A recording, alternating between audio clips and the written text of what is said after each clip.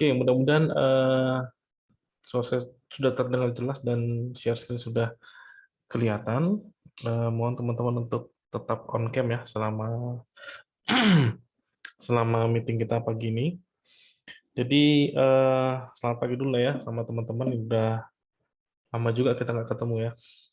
Eh, jadi pagi ini saya ingin melakukan sosialisasi berkaitan dengan program Merdeka Belajar Kampus Merdeka. Jadi sebenarnya teman-teman juga sudah pernah dengar ini semester kemarin ya.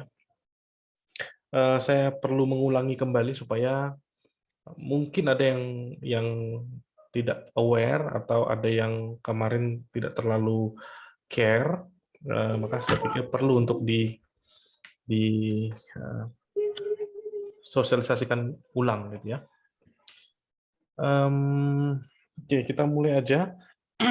Ini slide-nya cukup panjang, nanti saya akan share bentuk PDF-nya buat teman-teman. Saya juga nanti akan posting WA group untuk yang nanti mau masuk ke MBKM yang semester ganjil ya. Jadi nanti ada WA grupnya. Oke, saya akan start. Jadi ini adalah outline-nya cukup panjang, cukup banyak. Jadi hopefully teman-teman sudah sarapan gitu. Kalau belum sarapan ya sambil nyemil-nyemil gitu bolehlah ya. Tapi jangan sambil mandi ya, bahaya. Kita masuk ya ke yang pertama. Kita berangkat dari profil lulusan. Jadi mudah-mudahan teman-teman masih ingat apa sih profil lulusan yang dirancang di kurikulum. Nah, ini saya coba tanya deh, ini kebetulan di sini yang muncul si Cynthia nih. Cynthia, halo Cynthia. Ya, Pak. Oke, masih ingat nggak apa profil lulusan yang diharapkan pada kurikulum?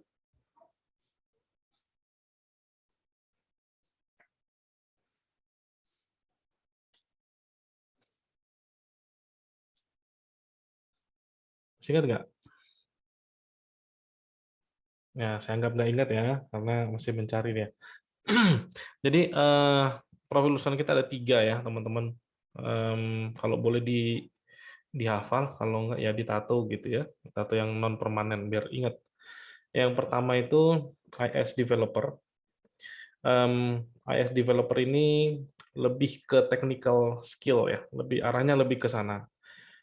Karena lulusan Dell itu lebih dikenal technical skill-nya. Ya. Jadi technical skill-nya kuat di sana. Ya. Jadi kita tetap membawa kultur itu ke kurikulum 2019.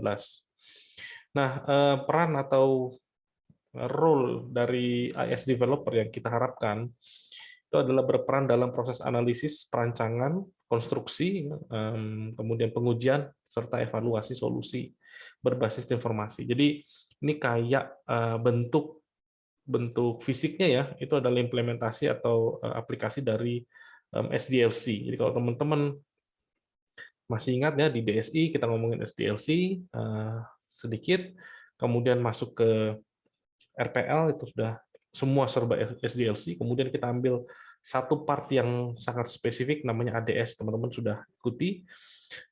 Kemudian ada part yang lebih part lain yang juga bagian dari SDLC adalah misalnya contoh di PPW gitu ya, itu termasuk konstruksi ya.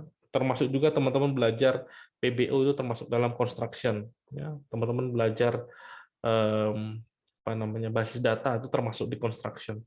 Nah, teman-teman apa namanya nanti akan ada pengujian ya, pengujian web itu termasuk di sini pengujian. Kemudian ada evaluasi, apakah solusi itu bagus apa jelek, itu nanti diaudit. Jadi semua proses yang ada di SDLC itu ada mata kuliahnya. Yang mudah-mudahan teman-teman bisa merangkai story kuliah itu menjadi bisa fill in ke slot-slot SDLC. Jadi IS developer ini lebih ke aplikasi ya, atau lebih ke bentuknya lebih ke apa namanya aplikasi ya, lebih ke fisikalnya aplikasi software gitu ya, yang berlandaskan SDLC. Idenya seperti itu. Nah, kemudian yang kedua adalah data engineer and analyst, tapi lebih fokus ke data analytics-nya, data analisnya. Itu makanya teman-teman dapat mata kuliah PropStat, gitu ya, kemudian aljabar linier, kemudian dapat AI, kemudian ada DWBI, kemudian ada basis data lanjut, ada data mining dan lain sebagainya. Itu tembakannya ke sana, ya, ke sini, maksudnya ke profil kedua, ya.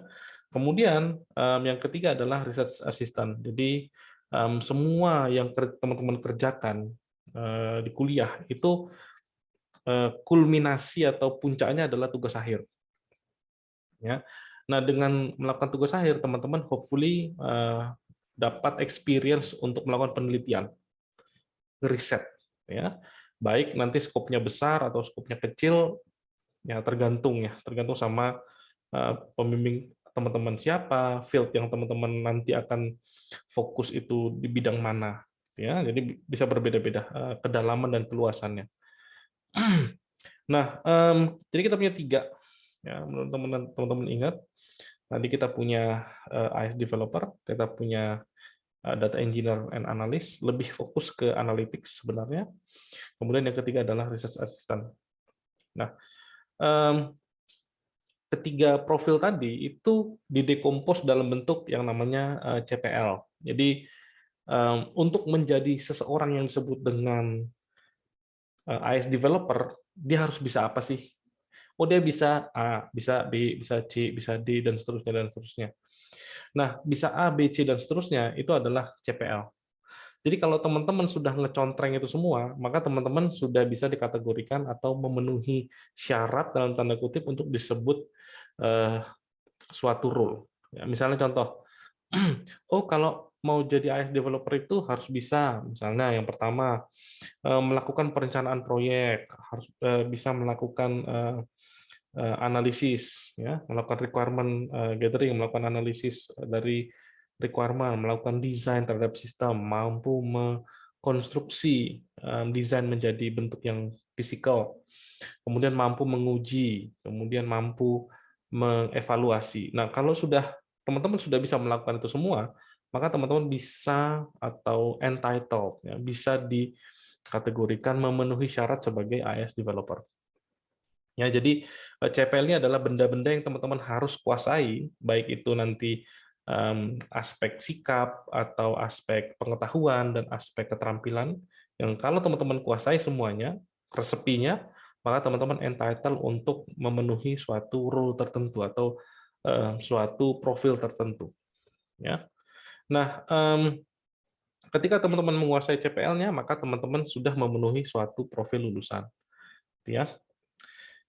Oke, nah ini ya, banyak jalan menuju Roma, banyak cara meraih CPL. Jadi kalau jalan menuju Roma ini kan ini ya apa namanya peribahasa ya. Jadi banyak cara untuk bisa meraih sesuatu atau menuju ke suatu tempat. Nah, kalau saya tarik ini ke konteks profil dan CPL, ingat satu profil untuk memenuhi suatu profil maka dia harus mencapai sekumpulan CPL, ya. Atau misalnya kriterianya apa? Oh, kriterianya harus begini, harus bisa ini, harus bisa ini, harus bisa ini. Maka dia disebut dengan AS developer. Nah, banyak cara untuk bisa memenuhi CPL. Misalnya tadi ya, mampu melakukan requirement, misalnya contoh ya, melakukan requirement dan melakukan analisis terhadap requirement tersebut. Nah, ini caranya banyak untuk bisa meraih itu. Bisa dengan kuliah biasa, ADS gitu ya. Oh, kami kuliah ADS dan kami dapat nilai 70, which is itu lulus gitu ya. Atau misalnya kami udah kuliah RPL. Oh, kami dapat nilai 80. Oh, itu lulus gitu ya. Asal enggak E aja gitu. Nah, itu sudah meraih CPL gitu ya. Tapi caranya tidak hanya kuliah ADS dan kuliah RPL, enggak cuma itu. Ada cara yang lain. Nah, itu yang mau kita diskusikan di sini. Ya, CPL itu bisa ditempuh dengan dua approach ya. Yang pertama yang cara biasa-biasa aja, business as usual, teman-teman kuliah gitu ya, semuanya berjalan normal sesuai dengan rencana, ya sudah semua baik-baik saja, teman-teman lulus, dan nilai yang teman-teman peroleh itu adalah bukti teman-teman sudah meraih suatu CPL. Jadi nilainya itu adalah buktinya. Nah, cara yang kedua adalah, atau opsi yang kedua adalah melalui kegiatan MBKM. Jadi teman-teman melakukan suatu kegiatan yang tidak ada di dalam prodi. Jadi bukan prodi yang mengarrange, tapi yang mengarrange adalah unit lain atau organisasi lain atau institusi lain di luar prodi, bahkan di luar PT, di luar ITDEL, yang dianggap punya kemampuan atau kapasitas ya untuk merancang suatu kegiatan yang bisa membantu teman-teman meraih suatu CPL tertentu. Ya, jadi tidak hanya kuliah biasa, tapi bisa juga berkegiatan di luar kampus. Nah, ini yang mau kita diskusikan ya. Oke, kita akan masuk ke MBKM-nya. Ini latar belakang dari MBKM, kenapa pemerintah menerbitkannya MBKM. Yang pertama adalah perubahan cara bekerja. Nah, terasa banget pas di masa COVID ini ya. Jadi semua serba digital, semua serba online, semua serba otomatis gitu ya. Hal-hal yang bentuknya sifatnya manual itu udah mulai ditinggalkan. Lapangan-lapangan pekerjaan yang tadinya masih ada manusianya sekarang sudah tidak ada. Gitu. Misalnya kayak tol itu udah hilang semua. Mungkin nanti kasir-kasir itu juga akan hilang ya. Kasir di toko itu akan hilang. Ya. Kayak misalnya dulu waktu saya di Belanda itu semua kita atau disediakan ya mekanisme untuk kita beli sendiri ya. Jadi self service, kita ambil barang yang tertentu, kita scan, kita bayar sendiri, kita keluar ya. Di sana ada azas kepercayaan ya, kalau di Indonesia masih susah ya azas kepercayaan ini ya. Dia bayar satu, ngambilnya dua gitu ya. Nah, however perubahan cara bekerja ini sudah nyata ya, terutama kayak tadi saya ceritain tol itu udah otomatis. Dan banyak lagi nanti yang mungkin akan semakin otomatis ya. Misalnya kayak kalau teman-teman tahu gudangnya Amazon ya, itu kan semua serba otomatis ya. Bukan lagi manusia yang meletakkan barang itu atau nge-mapping barang itu enggak, tapi sudah mesin. Nah, jadi di lain pihak ada banyak lapangan pekerjaan yang hilang dan yang datang. Ya, kayak tadi apa namanya? Kayak di gudang gitu sudah semakin sedikit orangnya ya, apa namanya, lapangan pekerjaannya, tapi lapangan pekerjaan baru muncul ya, misalnya kayak jadi data analis ya. Dulu itu nggak ada cerita data analis, itu masih kayak sesuatu yang tabu ya. Nah sekarang makin banyak yang seperti itu. Atau misalnya bikin jadi apa namanya, desainer untuk di pabrik ya, jadi ngedesain robot untuk ngerakit. Nah itu sekarang sudah semakin banyak ya. Nah jadi di sana ada mata mata pekerjaan yang baru ya. Jadi bidang pekerjaan yang baru, bukan mata pekerjaan ya. Bidang pekerjaan yang baru yang pemerintah ingin fill in ya. Yang mudah-mudahan di masa depan Indonesia nggak kekurangan sumber daya yang keep up dengan teknologi itu. Jadi teman-teman kita diharapkan bisa ngeling ya, apa yang kita kerjakan di kampus itu ngeling ke industri. Jadi apa yang kita kerjain, teman-teman nanti akan temui juga di industri. Ya. Jadi harapan pemerintah itu seperti itu. Oke, jadi link and match apa yang kita kerjakan nanti teman-teman akan kerjakan juga di industri.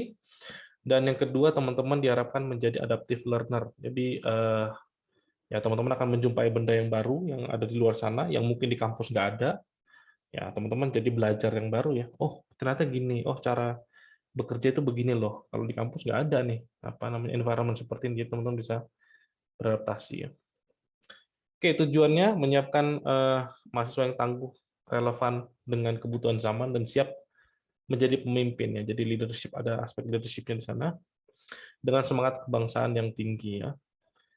Kemudian yang kedua, membentuk generasi yang tanggap dan siap menghadapi tantangan zamannya. Mungkin zaman Anda nanti akan slightly different dengan zaman waktu saya masih muda ya. Tanpa tercerabut dari akar budaya bangsanya. Jadi ya ini penting sekali, namanya pembelajar Pancasila ya. Jadi kita harus ingat bahwa meskipun kita ini punya punya apa ya, keunikan ya. Misalnya, oh saya dari suku A, B, C gitu ya. Tapi tetap kita adalah Indonesia. Ya, jadi apa namanya, mengingat bahwa kita ini budaya kita ini budaya yang unik ya, yang Bhinneka Tunggal Ika. Oke. Kemudian Kampus Merdeka merupakan melalui program Kampus Merdeka teman-teman bukan teman-teman ya, pemerintah ingin menjamin hak belajar teman-teman. Ya. Jadi kalau dulu itu kurikulum itu benar-benar daerah kekuasaannya prodi. Jadi prodi benar-benar menyusun kurikulum. Nah sekarang pemerintah ingin agak mengontrol konten dari kurikulum itu dengan hak belajar ini. Ya, teman-teman diberikan ruang untuk memilih. Saya mau sekolah atau saya mau studi caranya begini. Kalau dulu itu ya murni semua di tangan prodi. Ya, jadi prodi itu yang menyusun, kamu harus begini, begini, begini, begini. Nah sekarang ada fleksibilitas yang dijamin oleh pemerintah melalui MBKM. Ya, jadi teman-teman punya fleksibilitas, keleluasan tersendiri. Ya, tentu keleluasan ini terbatas ya, tidak berarti dalam 8 semester itu teman-teman bisa suka-suka, enggak seperti itu. Jadi ada batasannya juga. Oke, jadi apa yang disodorkan oleh MBKM? Yang pertama adalah teman-teman memiliki hak untuk apa namanya, studi ya 1 semester atau kurang lebih setara dengan 20 SKS untuk belajar di luar prodi tapi di dalam PT. Ya, misalnya teman-teman, oh saya ngambil kuliahnya MR, misalnya itu kan di luar prodi ya, tapi masih dalam PT yang sama. Nah, yang kedua adalah teman-teman bisa belajar di luar prodi, di luar PT, di luar ITDEL gitu ya. Ini lebih besar lagi 40 SKS maksimumnya. Jadi nggak bisa lebih dari situ. Nah, 60 SKS ini, totalnya kan 60 ya. Nah, kita akan mau dalam diskusi pagi ini, kita mau diskusi yang kedua, di mana teman-teman studi atau belajar di luar PT, di luar prodi dan di luar PT. Nah, namanya juga hak, ya. Hak itu opsional, bisa diambil, boleh tidak diambil. Itu terserah teman-teman. Tapi teman-teman memiliki ruang untuk mengambil itu. Ya, tentu ruang ini ada batasan-batasannya. Batasan yang pertama ya tadi yang 40 SKS kalau di luar PT, kalau di dalam PT tapi di luar prodi itu 20 SKS. Jadi teman-teman nggak bisa misalnya gini, Pak saya pengen mengambil mata kuliah IF 20 SKS, saya ngambil mata kuliahnya MR 20 SKS juga. Nggak boleh. Total di luar prodi itu adalah 20 selama di dalam PT. Tapi kalau di luar prodi dan di luar PT, teman-teman bisa ngambil sampai 40 maksimum. Ya. Jadi hak ini ada ketentuannya. Jadi untuk bisa eligible mengambil hak, ya teman-teman harus memenuhi ketentuan atau kriteria yang nanti ditetapkan ya. Saya nanti akan tunjukin. Oke, saya lanjutkan. Nah, ini opsinya ada banyak ya, teman-teman nanti bisa explore sendiri ya. Opsinya cukup banyak, ada 8 opsi. Teman-teman nanti bisa explore. Kita akan coba fokus ke 2 nanti ya. 2 yang sudah kita laksanakan, yaitu magang dan studi independen ya. Jadi magang industri dan studi independen. Oke. Nah, ini rekomendasi kegiatan dari perspektif prodi. Nah, ini sangat penting teman-teman. Jadi supaya teman-teman nggak bertanya, Pak, saya boleh nggak bikin ini? Bikin ini. Ikut kegiatan ini. Saya boleh nggak ikut kegiatan itu? Ya, jadi teman-teman lihat tabelin nanti. Nah, di sini kegiatan-kegiatan yang tadi diusulkan oleh pemerintah itu udah kita map ya. Ada pertukaran mahasiswa, ada magang atau kerja praktik kalau di kita lebih dekat dengan kerja praktik. Terminologi yang dipakai, kemudian ada asistensi mengajar di satuan pendidikan. Misalnya contoh teman-teman menjadi asisten bukan di mata kuliah saya, bukan itu ya, tapi di SMA misalnya, di mungkin SMK mungkin dan lain sebagainya. Ini contohnya ya. Melakukan penelitian atau riset, proyek kemanusiaan, ya ini misalnya ada bencana, teman-teman membantu di sana gitu ya, atau misalnya apa namanya, ikut ke kayak teman-teman mungkin tahu ya UNICEF gitu ya, atau apa namanya, WWF gitu ya, untuk foundation apa namanya, untuk lingkungan gitu. Kemudian ada kegiatan wirausaha, studi proyek independen, kemudian membangun desa atau kuliah kerja nyata tematik, dan bentuk kegiatan lain. Nah, bentuk kegiatan lain ini mungkin tidak untuk saat ini mungkin tidak dispesifikkan ya, tergantung sama nanti tiba-tiba ada suatu usulan tertentu, terus teman-teman mau join ke sana. Misalnya ada project nih, ada project nih, boleh nggak kita ikut? Nanti kita klaim ke MBKM, bisa ya. Misalnya kayak kemarin saya sempat invite ada beberapa dari teman-teman yang eh, apa namanya itu, apa namanya, link and match. Jadi ada kita bisa ikut project yang didanai oleh pemerintah. Nah itu bisa masuk ke sini ya, ke bentuk kegiatan lain. Ya. Itu contohnya. Ya mungkin belum tergambar, tapi kita akan lihat yang umum kita sudah lalui ya. Nah kemudian ini adalah rekomendasi periode kegiatan MBKM. Ini rekomendasi. Kalau teman-teman punya rencana yang lain, that's okay. Ini hanya rekomendasi. Kalau yang tadi, yang ini, ya, ini sebaiknya teman-teman ikuti, karena kalau tidak ngikutin ini, very likely proposal teman-teman akan di-reject. Ya. Tapi yang ini disesuaikan dengan karakteristik teman-teman. Ini sangat personalized, ya, berbeda-beda mungkin antara orang yang satu dengan orang yang lain. Ya, misalnya contoh pertukaran mahasiswa, teman-teman bisa bukan melakukan ya, mengikuti kegiatan ini di sepanjang tahun, di sepanjang semester mana saja boleh. Ya. Kemudian magang kerja praktik, nah ini yang disarankan, itu di semester 6 dan semester 8, magang kerja praktik. Ya, yang disarankan. Kemudian asistensi tidak, ya, kita tidak sarankan. Kemudian penelitian riset ini jelang akhir tahun. Ya. Kemudian ada proyek kemanusiaan sepanjang tahun. Ya. Kemudian ada kegiatan wirausaha itu di akhir-akhir tahun studi. Membangun desa juga, studi proyek independen ini bisa dari semester 4. Ya. Kemudian membangun desa itu di semester 6 atau 8. Bentuk kegiatan lain ini tergantung sama proposal teman-teman. Nah, apakah saya boleh berbeda, Pak? Misalnya gini, loh ini kan mau semester 5 ini, Pak. Di sini kan semester 5 yang ada cuman proyek kemanusiaan, ada studi atau proyek independen, sama pertukaran mahasiswa. Boleh nggak, Pak, kalau nanti misalnya ada, let's say, magang. Saya pengen magang nih, Pak, gitu ya. Boleh nggak? Boleh aja, silakan diusulkan. Ya, ini cuman rekomendasi. Kenapa ada rekomendasi ini? Kita mencoba mencocokkan dengan pelaksanaan kuliah reguler. Contoh misalnya gini, kalau teman-teman magang sekarang semester 5 gitu ya, magang ya, padahal nanti semester 6 untuk mahasiswa yang semester 5 dan nanti akan semester 6 ya. Kalau sekarang teman-teman magang, padahal nanti di semester 6 teman-teman akan punya, let's say, PSI misalnya, proyek sistem informasi, itu jadi kayak kurang bermanfaat PSI-nya. Karena PSI itu direncanakan untuk persiapan magang. Masa magangnya duluan, persiapannya belakangan? Kebayang ya? Agak-agak kurang pas, kurang match gitu ya. Tapi apakah itu boleh? Apakah prodi memperbolehkan? Jawabannya boleh.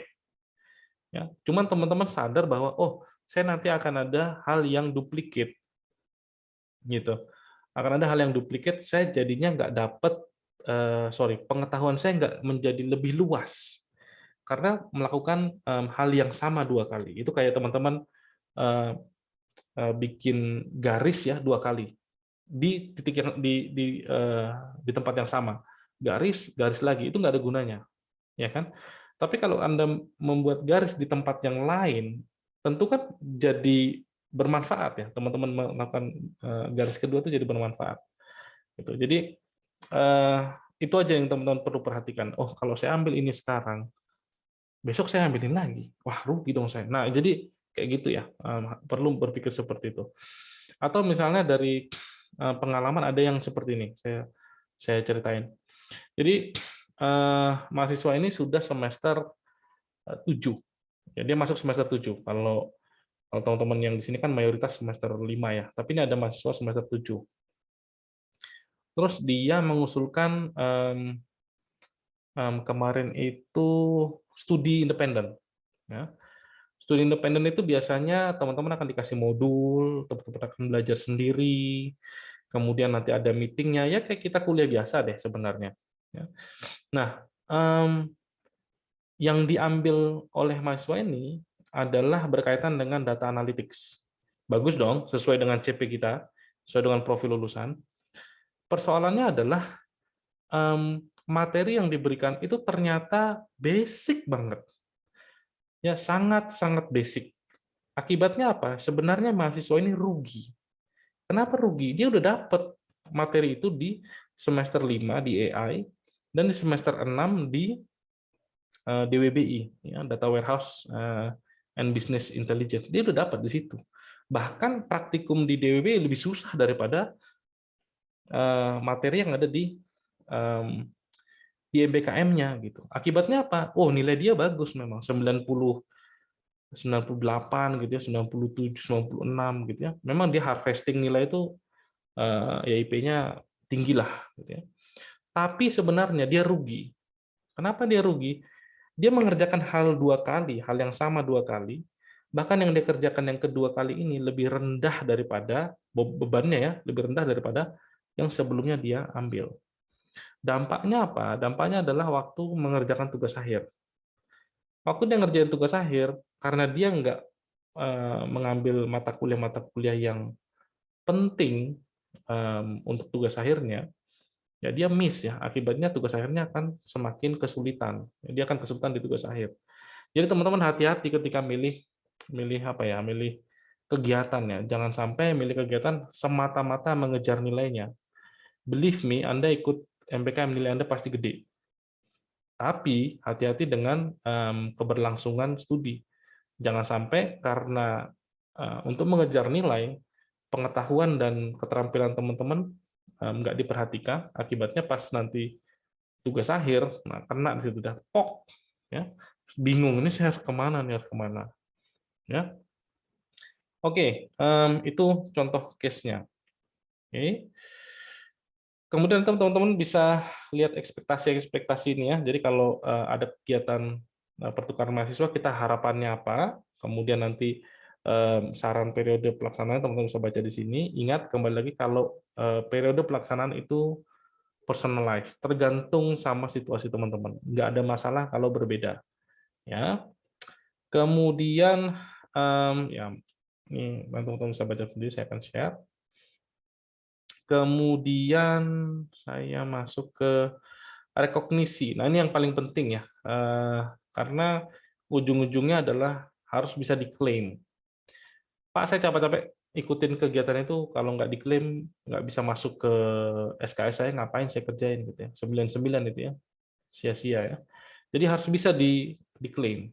Nah, bentuk rekognisi yang kita sediakan ada dua, ya, dan dua-duanya ini dijamin teman-teman peroleh gitu ya. Bukan berarti teman-teman milih ya, oh saya pilih yang nomor satu Pak, yang nomor dua enggak, bukan begitu. Jadi dua-duanya ini akan teman-teman peroleh bentuk rekognisinya. Yang pertama adalah pengakuan kredit SKS, tentu saja. Ingat SKS di sini hurufnya kecil semua ya.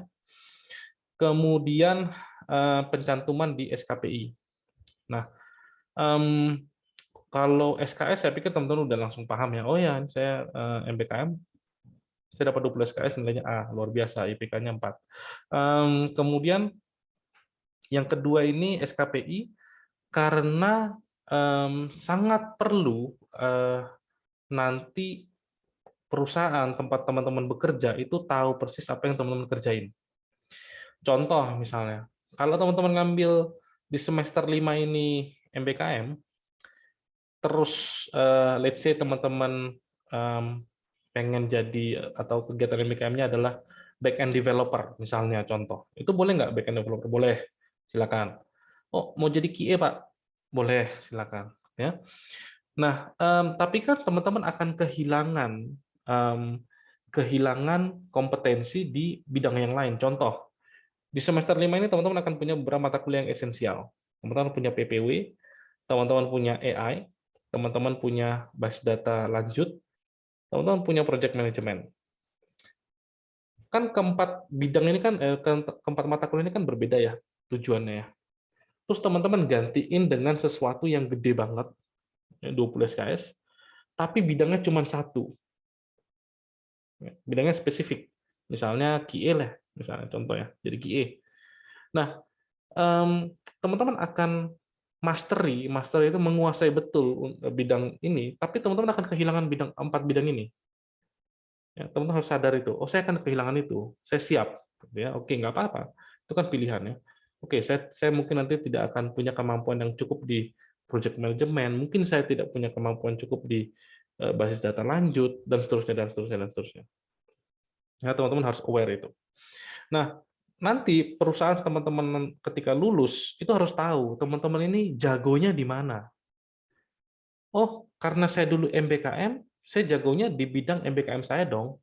Nah, kalau misalnya teman-teman QA, si perusahaan ini harus tahu teman-teman tuh jagonya di QA. Jadi tidak cukup hanya menyebutkan teman-teman lulus mata kuliah magang industri, nggak cukup. Kita harus jelaskan magang industri ini ngapain. Nah, di mana dijelaskan itu di SKPI. Nah, di SKPI dikasih tahu lah. Oh, waktu si kawan ini magang, dia itu ngerjain QA loh. Di mana? Di perusahaan ABCD yang sangat terkenal ya, baik di bumi maupun di Mars gitu ya. Jadi kita jelasin di sana. Itu SKPI. Jadi teman-teman akan punya dua rekognisi. Yang pertama SKS tentu saja, yang kedua adalah SKPI. Oke. Nah, ini skematiknya. Jadi ada beberapa skematik untuk pengakuan kredit. Ada yang 14 SKS, ini untuk yang paruh waktu. Kemudian ada yang 20 SKS untuk penuh waktu. Kemudian ada yang bentuk plus satu ini kita tidak aplikasikan. Kemudian yang bentuknya 40 SKS langsung juga kita tidak aplikasikan. Karena monitoringnya lebih susah. Ya. Nah, untuk yang paruh waktu, ini mungkin ada di sini si Jevannya itu ngambil yang paruh waktu. Ya, itu dia 10 bulan, tapi dalam 2 semester berbeda. Nah, dampaknya apa? Ya, kita tidak bisa klaim langsung bulat 20 SKS. Jadi kita pecah jadi 2. Ya, paruh waktu dan paruh waktu. Ya. Kemudian kalau yang penuh waktu bagaimana? Ya, penuh waktu teman-teman berarti satu semester itu hanya ngerjain MBKM doang. Ya, nggak ada mata kuliah lain di kampus. Kalau paruh waktu, nama juga paruh waktu ya. Jadi separuh waktu Anda di kampus, separuh waktu Anda di MBKM. Yang nama juga paruh ya. Oke, nah ini contohnya, contoh rekognisi supaya teman-teman bisa tergambar ya. Misalnya ada mahasiswa semester 6. Ini mahasiswa semester 6 mengambil studi mandiri, maka studi mandiri itu kan dia belajar sendiri ya, ada modulnya dan seterusnya. Ini kayaknya kemarin ini contohnya siapa ini ya? Si Yohana Pauline, mudah-mudahan teman masih ingat, masih kenal orangnya ya. Kemudian si siapa lagi ya? Si Paulus, kalau nggak salah Paulus, ya lupa saya, kayaknya ikut. Ya itu ikut ini. Jadi studi mandiri. Kemudian kita rekognisi karena ini semester 6 ya, ini konteksnya semester 6, maka semua mata kuliah di semester 6-nya si mahasiswa ini itu akan kita replace dengan satu buah mata kuliah sebatang kara, namanya adalah studi mandiri. Ya. Yang nilainya A, gila ya, langsung 4 IPK-nya, bulat ya. Nah, kemudian kalau ada di semester tersebut pada kurikulum ada mata kuliah institut atau mata kuliah wajib fakultas, maka kedua mata kuliah ini tidak kita replace. Teman-teman harus mengambil mata kuliah itu di semester yang lain. Contoh misalnya, ada AMDAL, contoh nih ya, ada AMDAL ya. Nah, AMDAL itu kan milik institut ya, kita nggak bisa replace dia dengan MBKM, nggak bisa. Maka teman-teman bisa mengambil AMDAL ini sebelum semester 6, atau setelahnya. Itu. Kenapa nggak bisa Pak, saya nggak boleh emangnya ngambil AMDAL lagi di semester ini. Ini kan cuma 20 SKS. Saya kan IPK saya kan 4 kemarin. Saya mengambil lebih banyak SKS-nya. Boleh nggak? Nah, persoalannya adalah MBKM sekarang itu agak lebih strict ya. Jadi dia melarang mahasiswa untuk mengambil kuliah lagi selain MBKM itu sendiri. Ya. Itu makanya di sini contohnya ini ya, dia cuma studi mandiri sebatang kara ya. Nggak ada mata kuliah yang lainnya. Oke, ini contoh semester 6. Nah, ini semester 7 nih yang saya ceritain tadi. Nah, di semester 7 ada yang ngambil magang. Ya. Ini siapa ya? Si Paulus juga kayaknya nih. Si Paulus, ya, orang itu juga ya, Paulus. Jadi di sini kita tidak bisa klaim sebagai 20 SKS. Kenapa nggak bisa? Karena dia butuh tugas akhir. Kecuali si mahasiswa ini bilang, Pak, saya mau klaim 20 SKS, Pak, saya nggak ngambil tugas akhir. Semester depan saya ambil tugas akhir. Misalnya dia bilang seperti itu, kita akan aku ini 20. Tapi dia bilang, saya harus ikut tugas akhir, Pak. Kalau nggak, saya nggak lulus.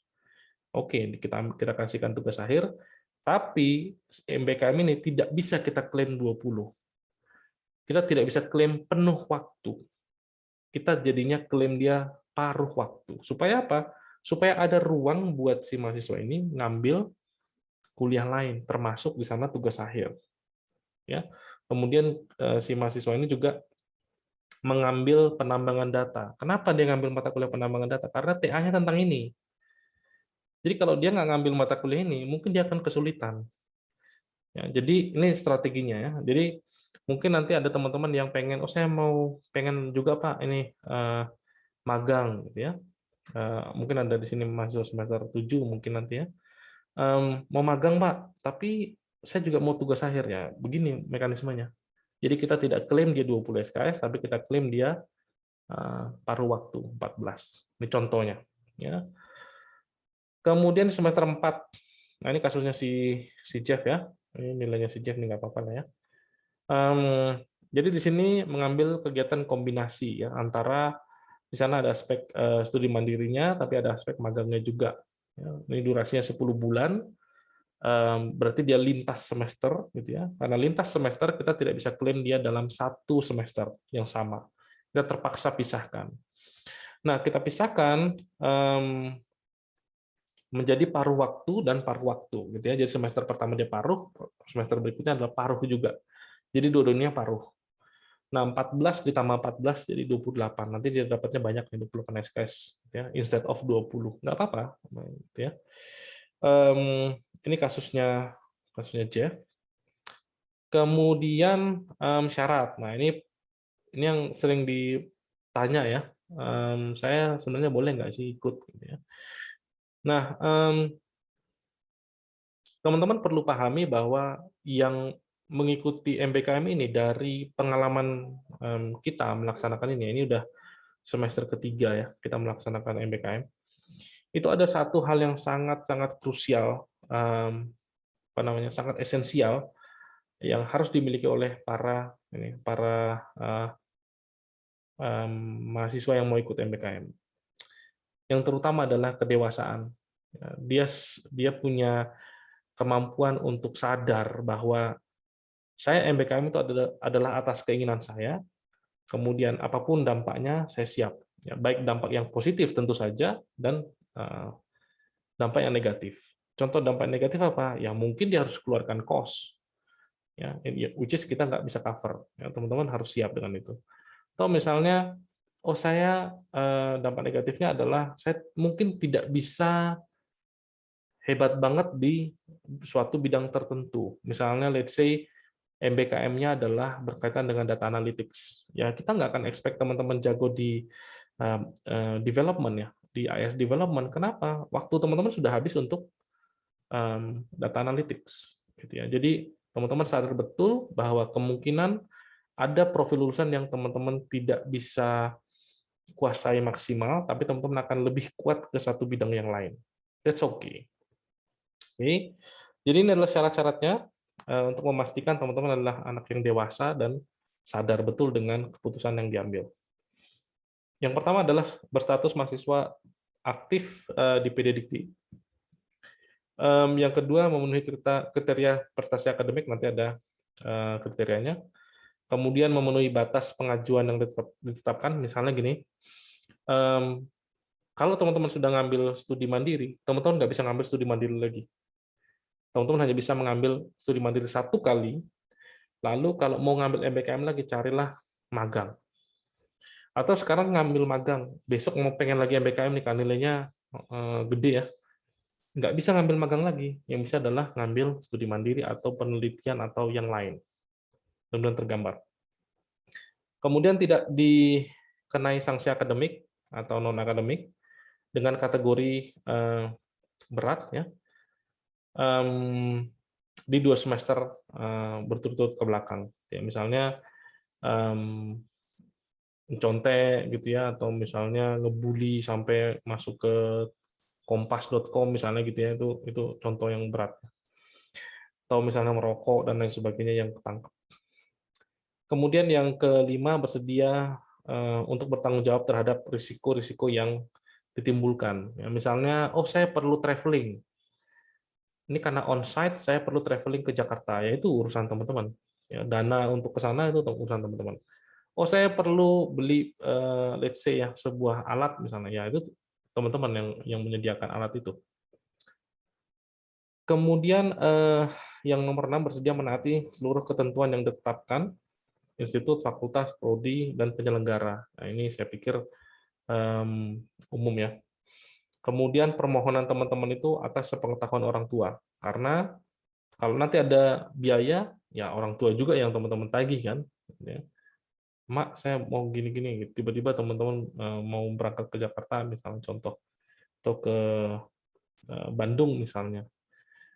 Tanpa sepengetahuan orang tua tentu tidak bisa. Gitu ya. Jadi harus atas sepengetahuan orang tua, dan ketika mengajukan proposal juga sudah disetujui oleh dosen wali akademik masing-masing. Oke, nah ini syarat ya, masih yang tadi.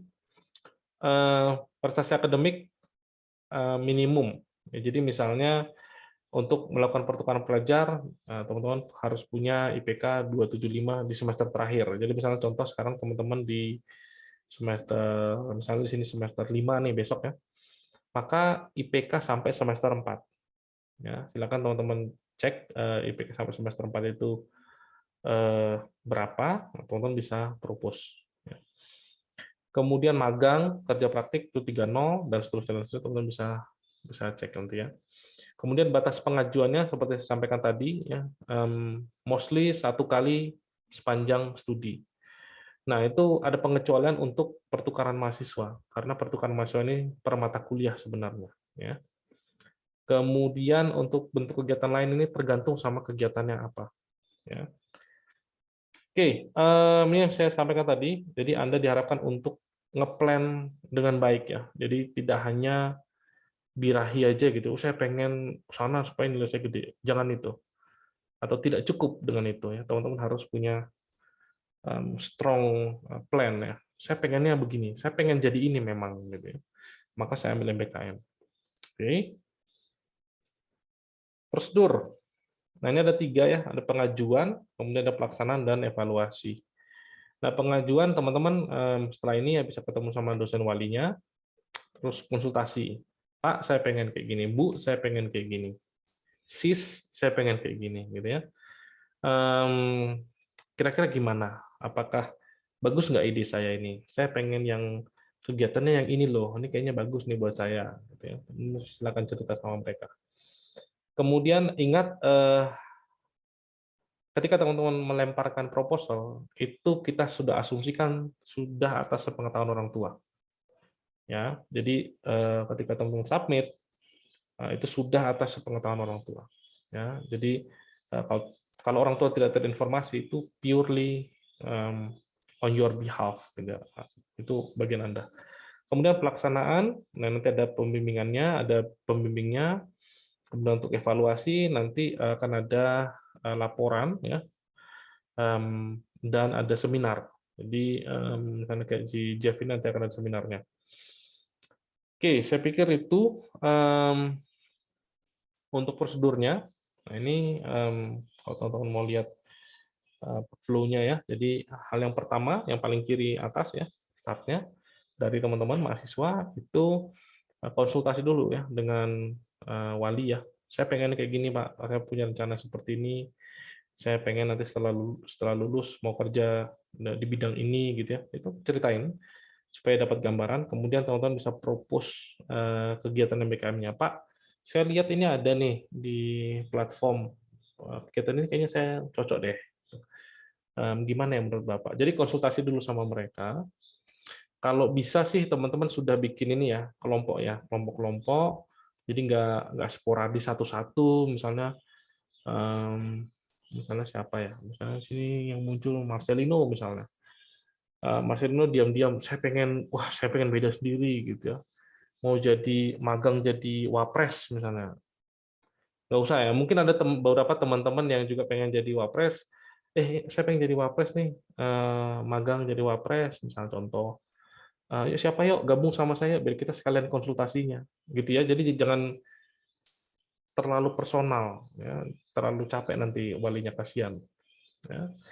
Kemudian susunlah proposal ketika sudah ada kesepakatan, gitu ya, sama wali. Oh iya kamu kayaknya cocok. Nah, bikin kesepakatan.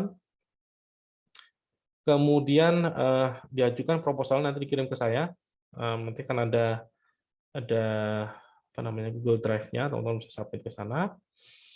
Kemudian nanti saya akan meng-arrange ya siapa-siapa saja nanti yang akan melakukan assessment terhadap proposal teman-teman.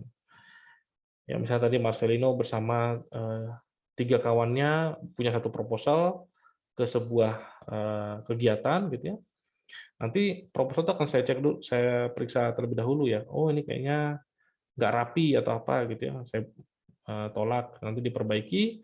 Kemudian saya assign misalnya let's say Bu Mona sama Bu Jun, Bu tolong di-assess. Nanti ada ini ya, ada apa namanya? eh, em, apa namanya rubriknya. Ada rubriknya diterima atau tidak gitu ya. Kalau diterima, teman-teman nanti akan kita terbitkan rekomendasi. Tapi kalau nggak diterima, surat rekomendasinya tidak akan terbit. Gitu ya. Kurang lebih idenya.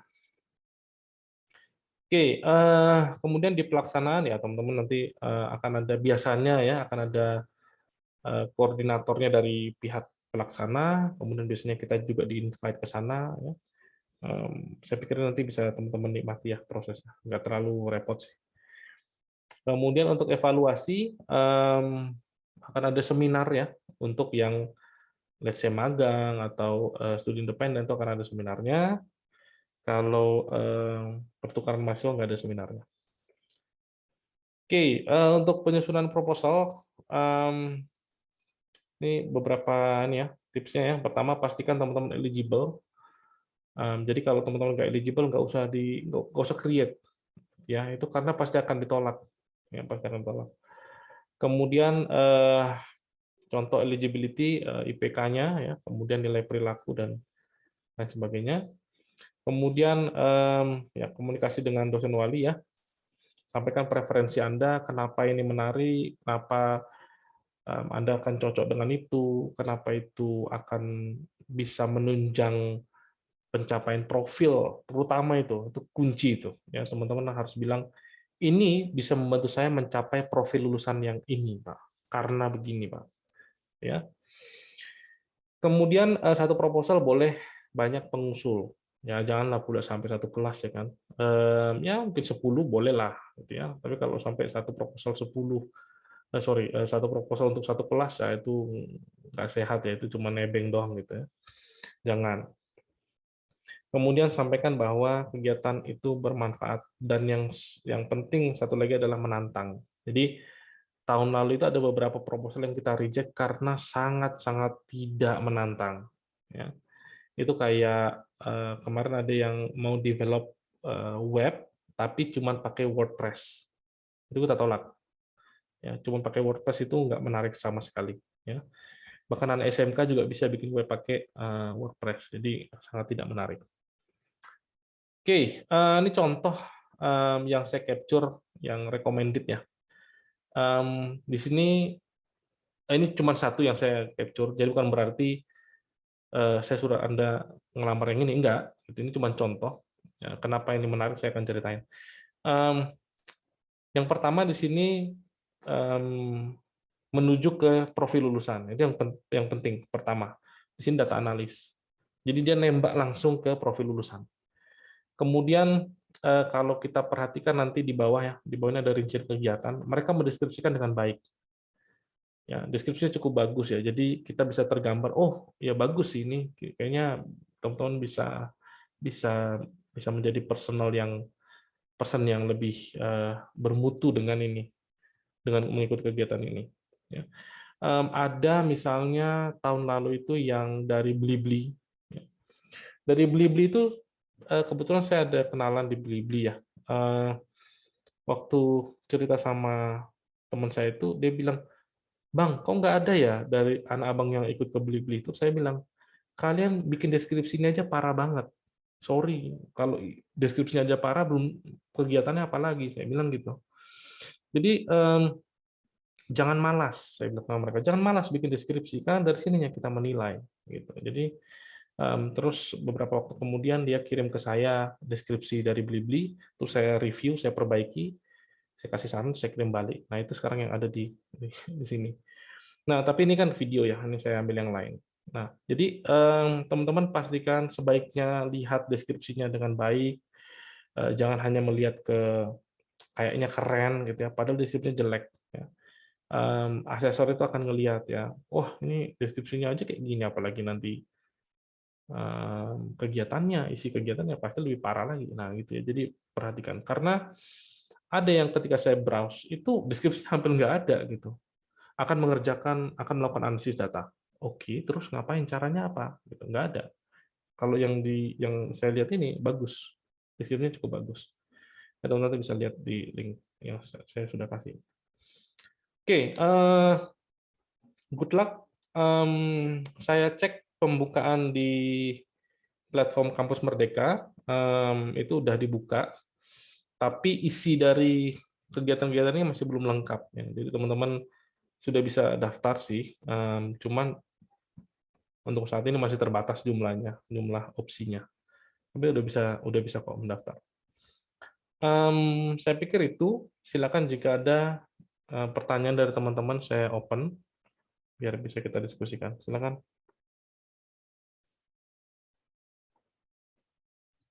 Izin bertanya, Pak. Yuk, silakan. Siapa? Untuk asesmen yang lainnya itu, Pak, kan tadi kan Pak, untuk yang rekomendasinya itu yang magang kan, Pak. Jadi untuk misalnya kerja langsung gitu, Pak, kerja sambil kuliah gitu, termasuknya itu, Pak. Apa kerja sambil kuliah? Karena kan Pak, ada gitu tawaran pekerjaan gitu, cuman dia minta kuliahnya itu harus di remote gitu. Boleh nggak Pak itu diajukan gitu? Misalnya seperti apa?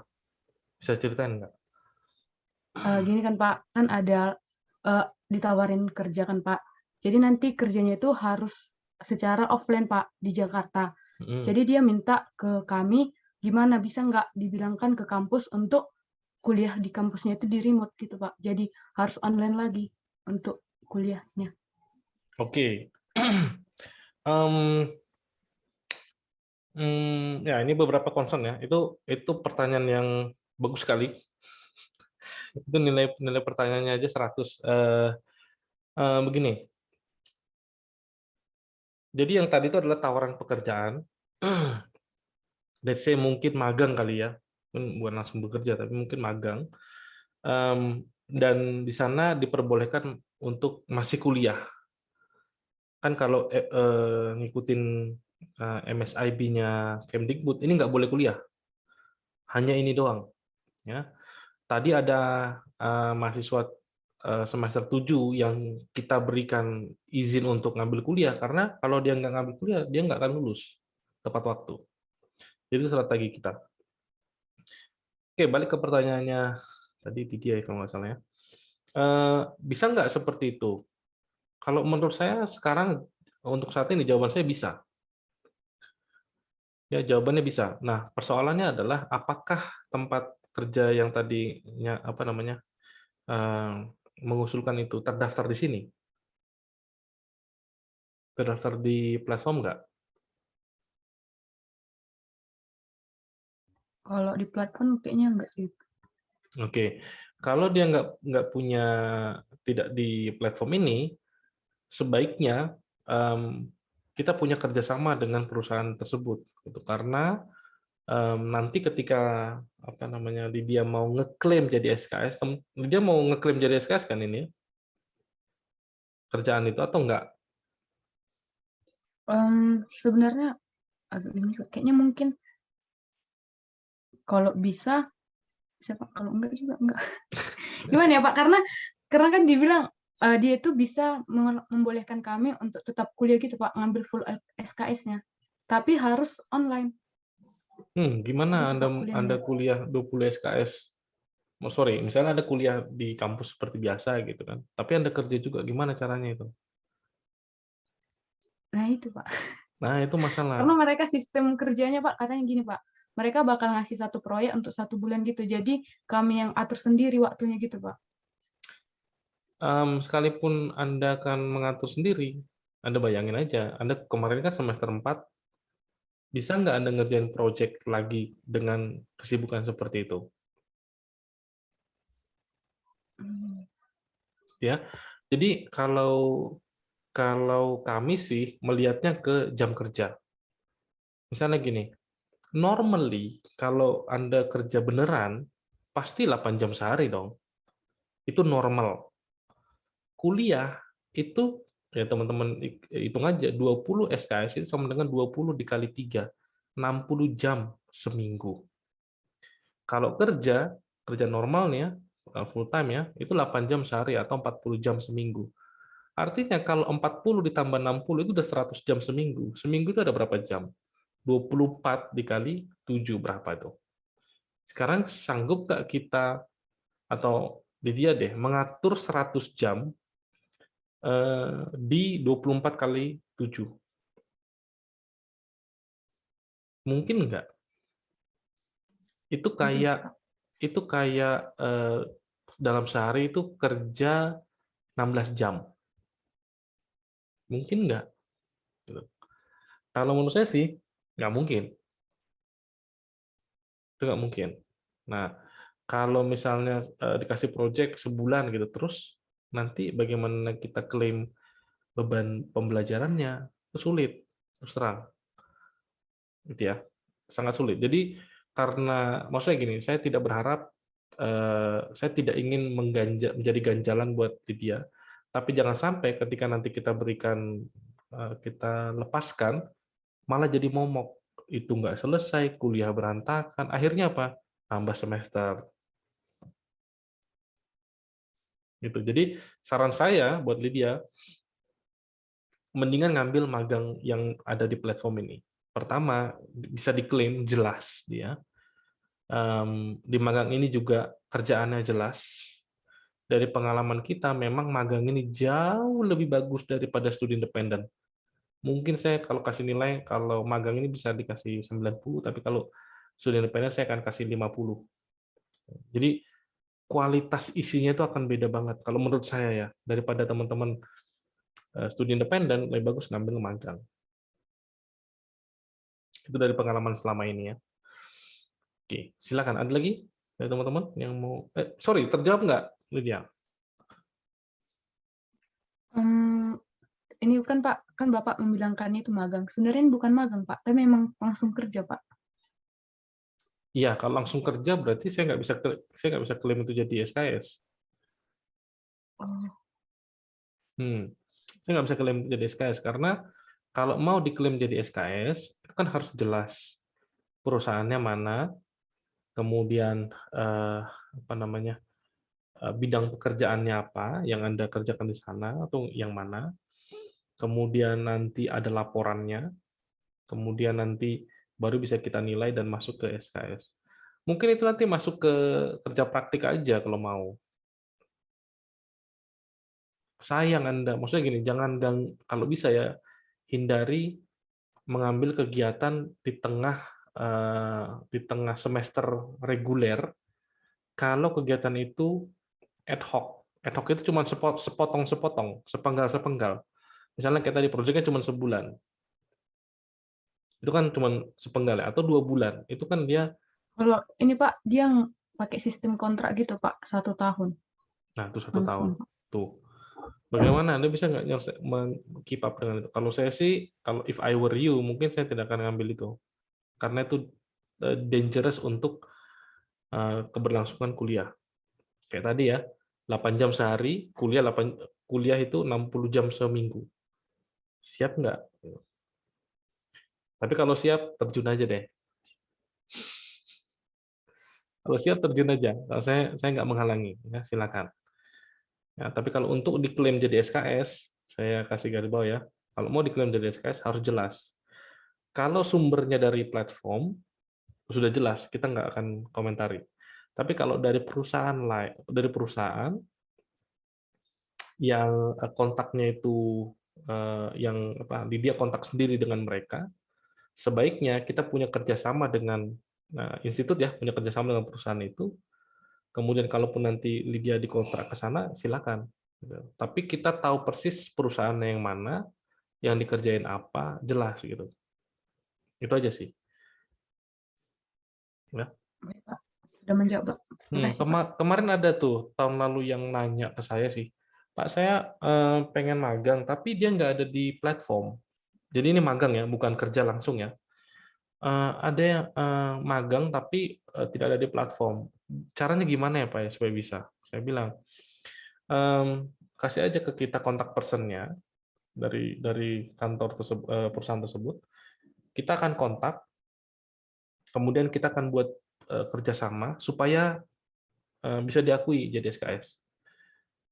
Kita akan buat kerjasama, kemudian dari kerjasama itu kamu bisa magang ke sana. Gitu. Jadi instansi tempat kerjanya ini atau tempat magang ini harus ya nggak boleh yang aneh-aneh lah, kira-kira gitu ya. Misalnya, oh ini perusahaan opung saya nih, nggak bisa gitu. Ya. Kalau perusahaan opung saya kan pasti nilainya A ya kan. Gitu ya. Jadi itu penjelasannya dia. Kalau mau cari aja dari sini, dari platform. Oke, silakan ada lagi teman-teman yang lain kalau ada yang mau nanya. Izin Pak. Hmm? Jadi gini Pak, misalnya saya itu tertariknya ke role yang kurang sesuai sama profil lulusan. Misalnya product management atau project manager atau QA engineer Pak. Itu bisa nggak kita apply ke magang Merdeka Pak?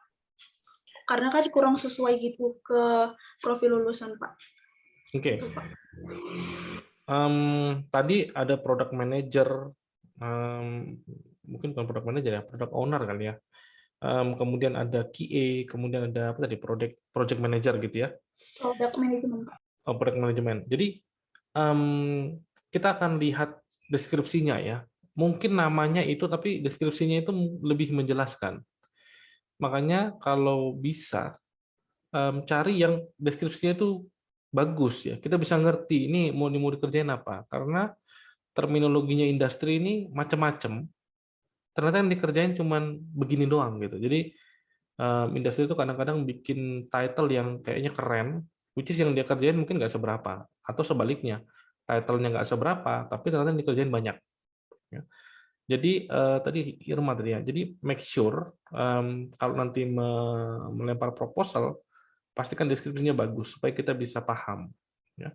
Kalaupun yang ada di platform ini kurang jelas, Irma bisa kontak langsung ke perusahaannya, minta penjelasan, minta dalam bentuk email. Nanti email itu yang bisa diteruskan ke kita. Jadi supaya lebih jelas gitu ya. Nah, balik ke pertanyaan dasarnya. Pertanyaan dasarnya adalah, boleh nggak saya propose itu, Pak? Itu kan nggak terlalu nembak banget ke profil. Mungkin itu tadi, itu key-nya mungkin.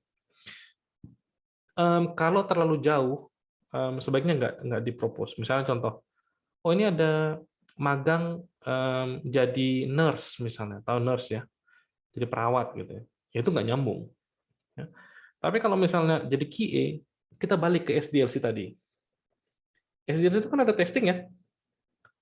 Jadi QA itu termasuk di dalam situ. Gitu. Pertanyaannya, boleh nggak? Jawabannya boleh. Kalau QA tadi.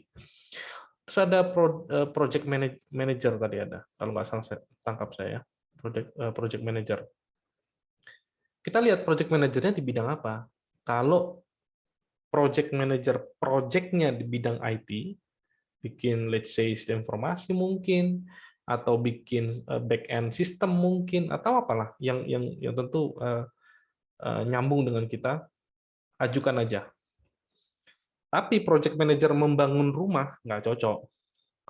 Kan itu project juga gitu. Membangun jembatan nggak cocok, nggak usah dikirim. Mudah-mudahan nyambung ya. Jadi kadang tergantung sama deskripsinya.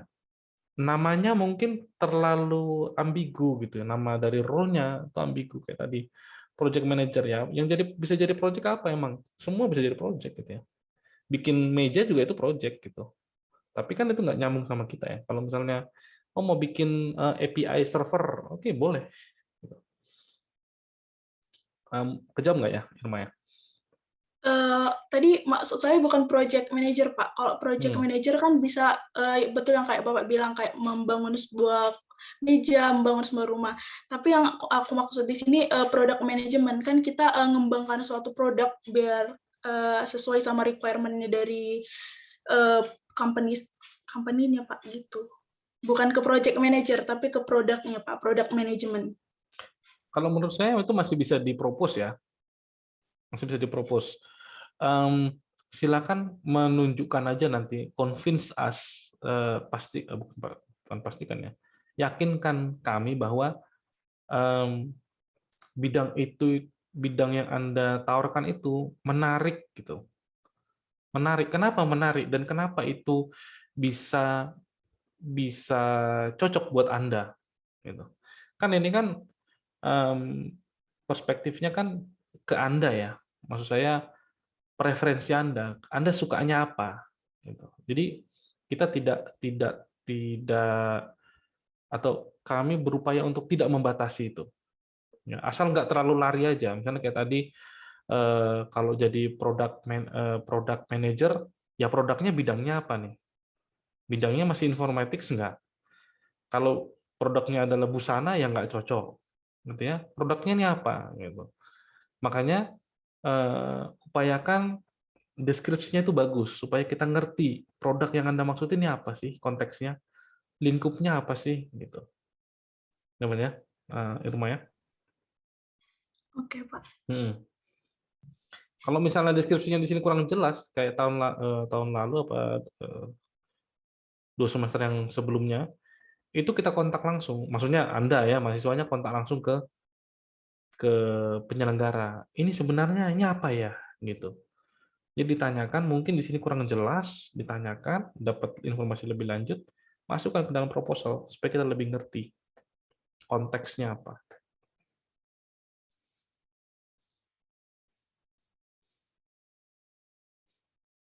Itu silakan kalau ada pertanyaan yang lain, masih ada waktu.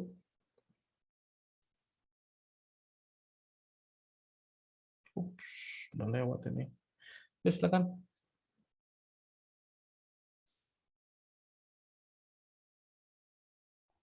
Izin bertanya lagi, Pak. Hmm. Untuk pengumpulan proposalnya itu kapan ya, Pak? Karena kan kalau dari cerita teman yang ikut MBKM, mungkin kakak yang kata 19 mungkin ada yang telat kayak ngumpul proposal. Kalau lebih baik kan misalnya kami yang angkatan 20 lebih cepat ngumpul proposal, kayak lebih cepat daftar, pastinya lebih dilirik HR-nya, Pak. Kayak Ya, lebih cepat, lebih baik. Ya betul ya, Irma ya. Jadi kapan apa namanya submitnya? Kebetulan besok Jumat tanggal 24 itu besok ya, benar ya, besok. Kebetulan besok saya akan ada rapat di Prodi. Nah, saya akan coba tanyakan ke floor, maksudnya ke floor itu ke Prodi ya. Kapan kita bisa melakukan assessment proposal? Untuk satu proposal itu butuh waktu sekitar 2 atau 3 hari untuk dinilai sampai menerbitkan surat apa tadi, rekomendasi ya. Nah, sebenarnya ini agak gantung juga ya dari MBKM-nya sendiri. Kita nggak tahu jadwal mereka itu buka kapan. Saya coba cek di Instagram-nya, karena mereka lebih aktif di Instagram. Ya. itu nggak punya tanggal definitif, belum punya tanggalnya. Bukanya kapan juga belum jelas gitu. Meskipun sekarang udah open ya, udah terbuka ininya, apa namanya, platformnya udah terbuka. Nah, saya mungkin akan kabari ke teman-teman besok kali ya, setelah saya dapat respon dari Floor. Misalnya mereka bilang, oh minggu depan kayaknya udah bisa sih Pak. Nih, saya akan buka minggu depan. Ya. Atau ada dari teman-teman yang udah tahu ini bukanya kapan atau berakhirnya kapan ini pendaftarannya. Saya lihat sih udah buka pendaftarannya, cuma saya nggak tahu tutupnya kapan, nggak kelihatan tanggalnya. Izin Pak, kalau di websitenya Pak dibuat Pak, periode registrasinya itu 31 Mei sampai 3 Juli 2022 Pak. Iya, tapi di Instagramnya itu mereka baru akan ada kegiatan tanggal 5 dan tanggal 6 Juli. Aneh kan? Ya inilah negara kita ya, Republik Indonesia. Terus terang belum jelas. Ya, terus terang belum jelas. Saya sudah coba tanyakan juga lewat chatnya itu, bantuannya itu juga sampai sekarang belum ada respons. Kira-kira gitu deh. Mungkin mudah-mudahan minggu depan kita udah bisa buka sih. Ya. Kalau saran saya sih teman-teman nanti udah bisa nulis proposal kok. Ya, silakan udah bisa nulis. Cuman submission-nya aja nanti kan yang saya akan kabari. Gitu.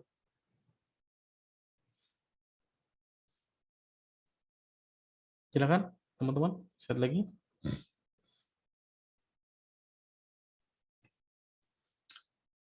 BTW, silakan daftar akun dulu ya di platform ya, supaya teman-teman sudah punya akun bisa browse dulu gitu sebelum proposal. Silakan ada pertanyaan yang lain mungkin.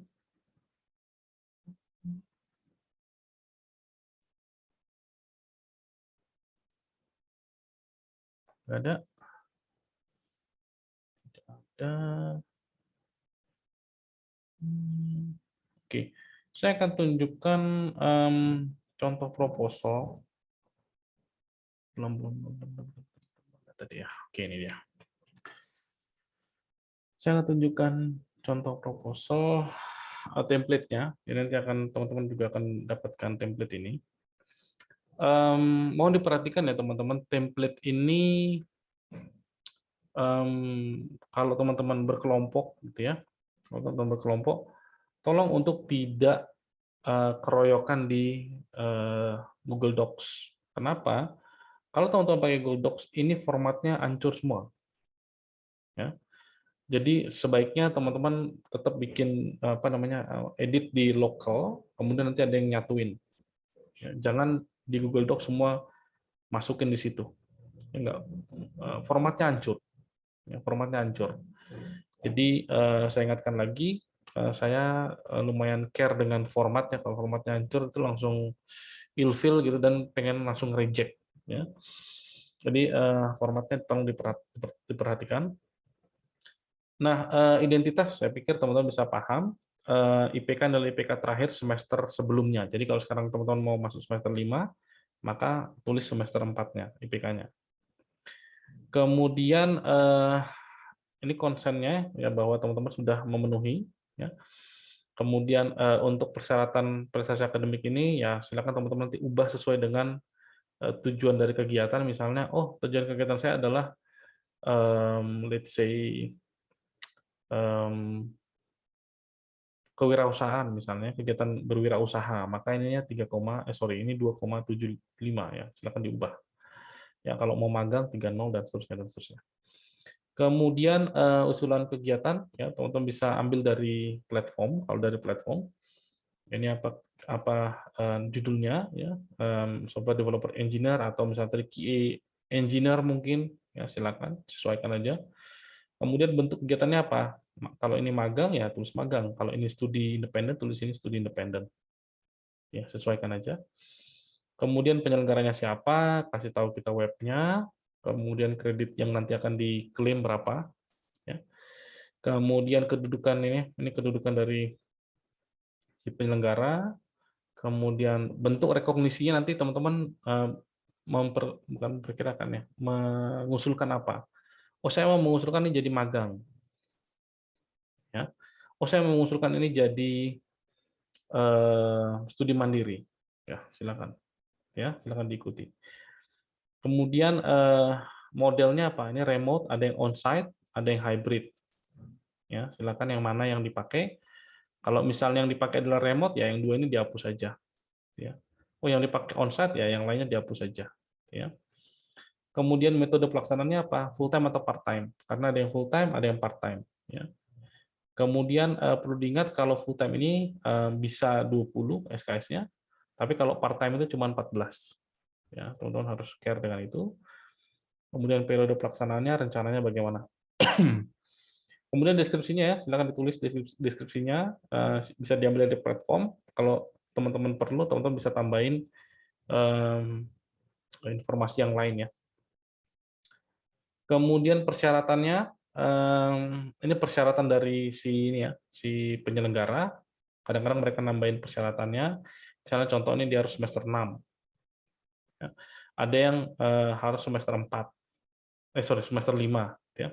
Dan seterusnya. Ya, silakan teman-teman tuliskan di sini. Nah, di sini kebetulan dia pakai ya, menurut saya sih ini bagus ya, cocok dengan kita ya. Kemudian URL kegiatan ini dari mana teman-teman dapatkan informasi ini yang di atas ini ya, dari platform misalnya ya teman-teman posting.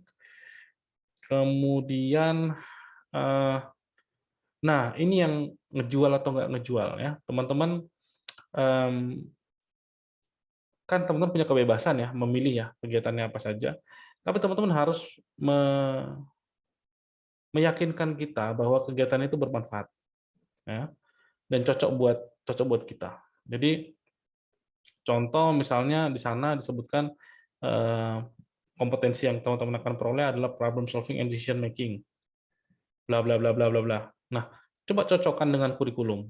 Oh, ini kalau di kurikulum kayaknya sih kena deh di sini deh. Kayaknya kena deh di sini di keterampilan umum. Kena juga nih kayaknya di keterampilan khusus dan seterusnya.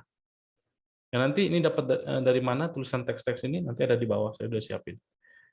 Ya, kemiripan dengan CPMK, ini capaian pembelajaran mata kuliah. Ini contohnya, saya ambil salah satu aja ini, misalnya cocok dengan Alstrudat CPMK 10, mampu menerapkan teknik pemrograman dinamik untuk bla bla bla. Ini, saya typo ini teknik, gitu ya. Basda cocoknya kemana, dan seterusnya. Dari mana Bapak tahu ini? Ya, saya lihat aja di deskripsinya ini ya. Kan tadi kan di sini dia bilang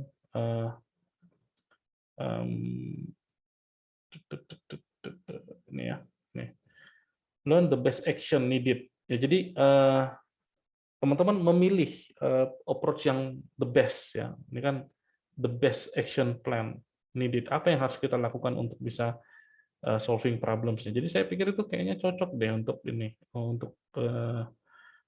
untuk Alstudat ini. Kayaknya cocok deh, gitu ya. Dan seterusnya. Silakan dibikin yang lengkap dan argumentatif ya. Jangan cuman Anda tulis saja di sini banyak-banyak gitu, padahal sebenarnya nggak nyambung. Ya. Hanya untuk mengelabui gitu, itu nggak baik. Nah, nanti pada saat teman-teman seminar, ini akan teman-teman pertanggungjawabkan. Ya. Anda bilang ini cocok. Nah, kita kan cek bagaimana apa yang kamu kerjakan di sana, apakah cocok, benar cocok dengan ini. Gitu ya. Jadi jangan terlalu ngebluffing ya di sini. Tuliskan saja sejujur-jujurnya. Demikian seterusnya, ini saya kasih titik ya, teman-teman bisa isi teruskan. Kemudian mata kuliah pendukung. Ya. Ini per mahasiswa ya, per mahasiswa dituliskan karena mungkin satu mahasiswa dengan mahasiswa lain itu kan berbeda-beda ya. Oh, ini untuk bisa ke situ menurut saya mata kuliah pendukungnya adalah Alstrudat. Nilai saya dulu AB, bagus kan? Ya. Dan seterusnya. Silakan teman-teman jabarkan ya di sini. Kemudian di sini juga nggak usah bluffing ya. Maksud saya misalnya nggak usah ditulis sampai bahasa Indonesia saya atau PNKI saya nilainya A. Nggak ada hubungannya gitu ya. Jadi ambil aja mata kuliah penting di sini. Kemudian pengalaman pendukung, misalnya, oh teman-teman pernah melakukan proyek basis data, gitu ya. Kemudian proyek di PPW, mungkin ini karena kemarin angkatan 19 ya. Ini contoh. Kemudian rasionalisasi ini ya masing-masing ya, bukan masing-masing. Maksud saya coba teman-teman rasionalkan kenapa kegiatan ini bagus. Ya. Saya bilang sini cocok dengan visi masa depan, bla bla bla bla bla bla bla bla gitu. Nah ini kalau misalnya teman-teman rame-rame ya teman-teman bikin satu-satu lah. Misalnya contoh tadi si Lydia itu tulis sini, Lydia kegiatan ini bla bla bla. Terus nanti siapa lagi yang berikutnya? Sini ada si Irma misalnya. Menurut si Irma bla bla bla rasionalisasinya dan seterusnya. Kemudian saya juga minta Anda untuk mempresentasikan ini ya, mempresentasikan proposal Anda ini per orang, nanti diposting di sini. Ya, contohnya aja.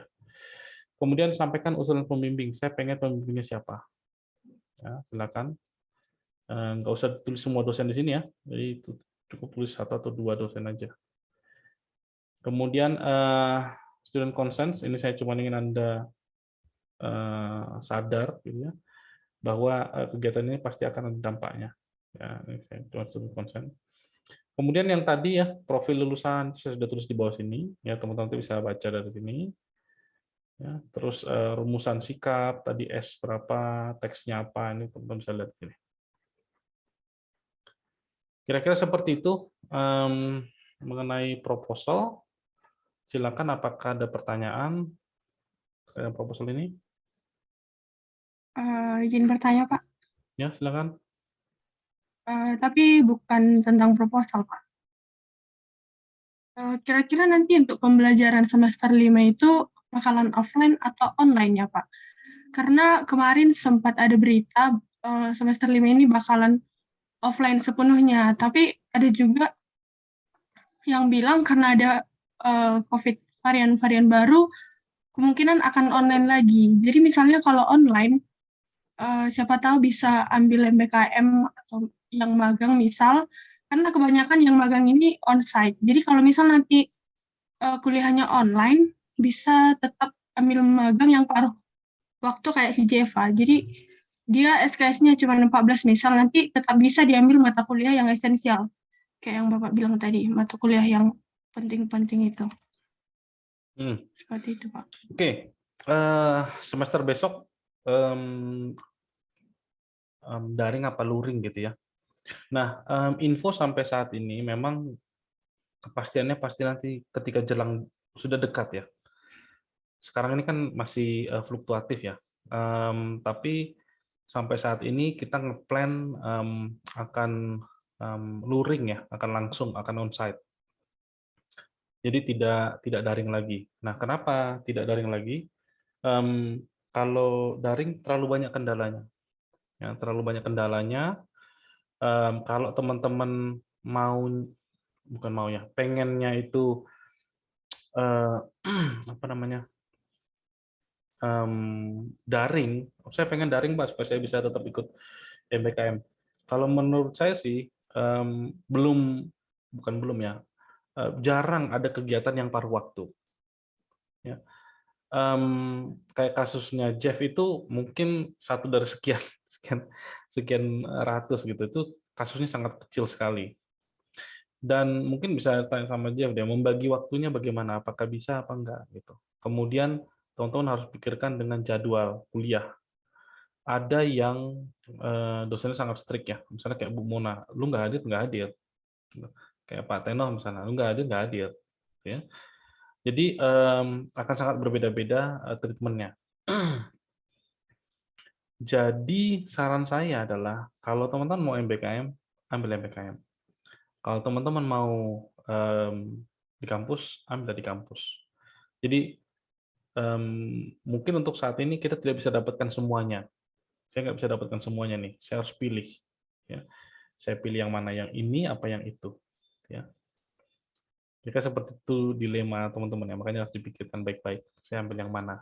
Kalau yang teman-teman ambil MBKM-nya ini sangat mentereng, saya akan ambil itu. If I were you. Tapi kalau misalnya yang saya coba lamar ini so-so aja, ya saya mending di kampus. Saya akan ambil di semester genap. Gitu. Kenapa? Semester genap sudah lebih sedikit mata kuliah yang sangat fundamental, itu udah sangat sedikit. Misalnya contoh gini, kalau teman-teman di semester genap misalnya, di sana ada PSI, ya udah teman-teman skip aja itu, teman-teman langsung magang, kenapa rupanya, nggak ada masalah. Oh di sana ada DWBI, ya. DWBI nanti saya miss dong. Ya udah ambil magangnya yang tentang data analytics gitu. Tapi nanti saya nggak dapat ERP. Nah, berarti teman-teman harus ngeplan tugas akhirnya jangan ke arah sana. Gitu. Jadi ini masalah strategi ya. Kalau saya ambil ini nanti dampaknya ke saya apa ya? Kalau saya ambil itu dampaknya ke saya apa ya? Gitu. Menurut saya ada mata kuliah di semester besok, semester 5, untuk teman-teman yang semester 5 ya, mungkin di sini ada semester 7. Untuk di konteks semester 5, mata kuliah yang sangat penting besok itu adalah AI. Itu mata kuliahnya gila, itu sangat penting. Kalau Anda miss itu barang, maka nanti akan kena di information retrieval, akan kena di DWBI, itu akan terpengaruh.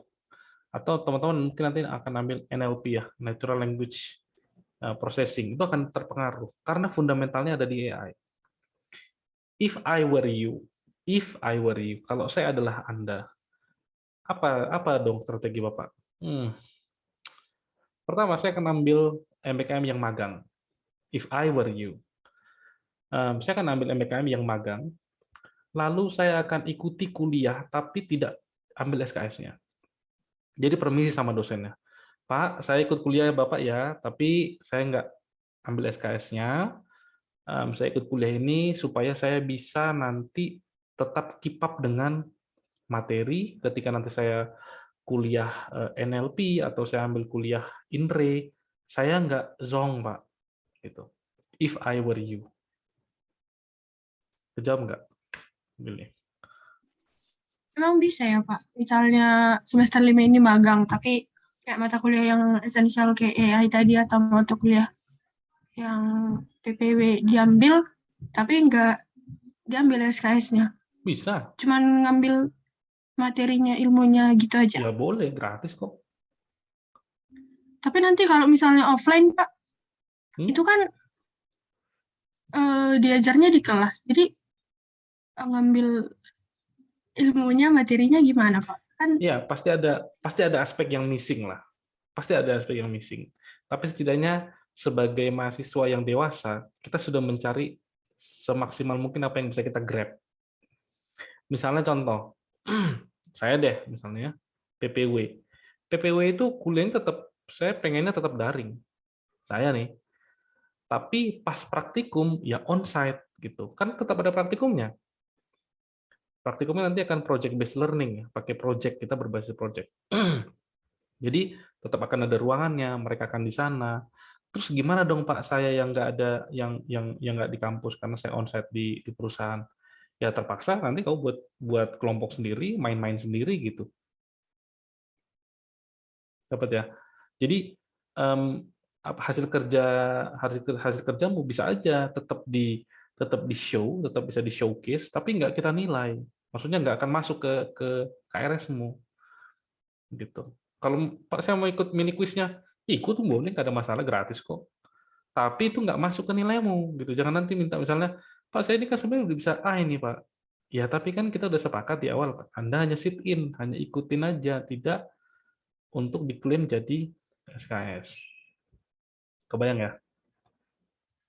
Ya pasti ada deh hal yang tetap missing. Ya, misalnya karena nggak di kampus, teman-teman Anda nggak bisa punya kelompok, gitu ya. Anda nggak bisa punya dan lain sebagainya.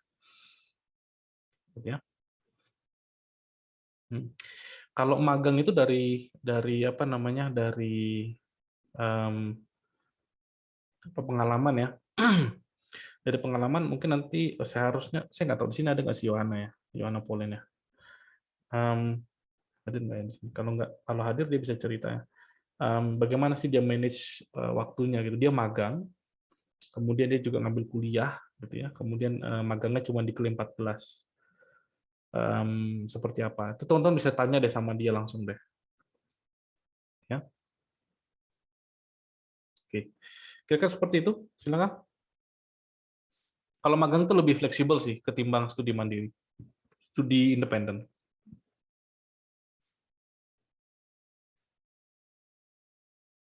Silakan, ada lagi yang mau tanyakan? Saya tutup ini. Ada? Sip.